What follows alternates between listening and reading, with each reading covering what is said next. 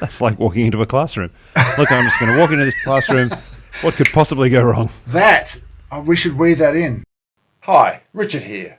I'm the face behind Learn, Implement, Share, which means I make the coffee, I drink the coffee, sometimes I tidy my desk, but also I create and run the online courses, I produce most of the content, and I manage this channel. Now, we've got videos here containing tips and strategies that any middle and high school teacher can implement at any time with their students. But also we have videos of chats with switched on educators doing switched on things in education. And these cover ideas and important things to think about for teachers that rarely get discussed in education circles. But that's enough of me rabbiting on. Up next are half a dozen short snippets taken from various videos on the channel to give you an idea of what the videos are like. And if you like what you see, you can stick around. So, thanks for checking us out. Stay tuned for the snippets, and I'll see you on the other side.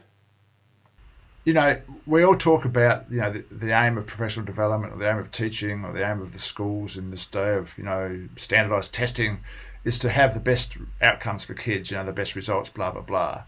Well, how about this for an idea? Let's run PD where the number one aim is to make the teacher's life easier, more fun, more passionate in the classroom. Because I guarantee if we can find ways, and there are ways where teachers Sign me up. Where teachers can have more fun in the classroom. And I'm not talking about cracking jokes and sitting down and handing out chocolate. I'm talking about fun that comes from genuine learning and kids being on the page and that inspired spark that happens. If we can get teachers doing more that... professional fulfillment. Professional fulfillment would be a much more succinct way of saying it. It's interesting, isn't it interesting? Because we always talk about improving student learning outcomes. But if you improve professional fulfillment, that will be a natural follow-on. They actually did, by default, develop their understanding. And this is a class that never does any homework, refuses to do homework. No, I don't give them homework because I know it will not get done. This is the class that did the least during lockdown. Like, they were zero communication online, whereas every other class I had at least some communication. This was the class that had no communication online. And yet you said, I'm trying to find the quote, but you'll remember it, but you said you were really impressed because 4 weeks later they had their yearly. So 4 weeks from ending the topic. So we'd done stuff in between. So we've done a whole 2 other units of work in between finishing that and then doing their common yearly task. And by far, not only were their results excellent 4 weeks later, it was equivalent of the kids in the 5.2 course, what they were getting in their yearly, and they don't revise. Your kids don't revise? Oh, God, no. Right. So they, because they got their hands dirty, because it was their own understanding of what was going on, it carried over. It bled into it. Again, that learned helplessness.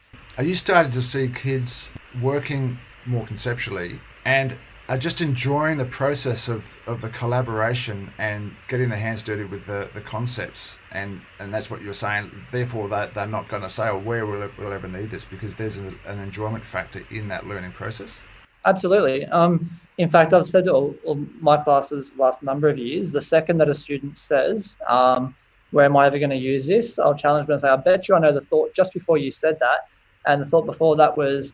I'm not enjoying this, or I hate this. And the thought before that was, I'm stuck and I don't know what to do. So they don't get from, trying to solve a problem to thinking, where am I actually going to use this pragmatically? It comes from a place of, they're unhappy. And then if you try and, list off your use this as engineering and plumbing, all they're going to hear is, "Oh, I can't do that." That's like walking into a classroom.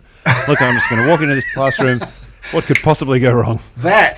We should weave that in. And the other thing, so the 2 most important sayings in your teaching career are what could possibly go wrong with a tongue-in-cheek, but the other one, which is serious, is what's the worst thing that could happen?